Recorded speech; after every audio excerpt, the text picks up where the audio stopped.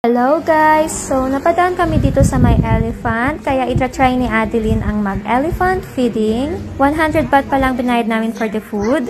First time niyang mag-feed ng elephant. So, ayan si Uncle, ginaguide niya kami kung paano mag-feed ng elephant. Give. It's okay. Give elephant, give elephant. You see?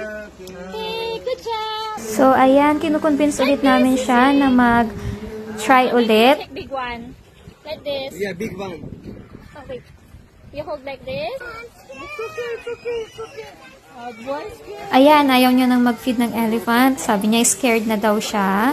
Malaki kasi yung elephant, kaya medyo natakot ang bata. Ayan, sabi niya, monkey na lang daw i-feed niya. I don't have. It's still a memorable experience for Adeline.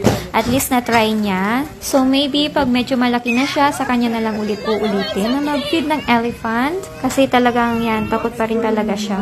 Thank you for watching, guys!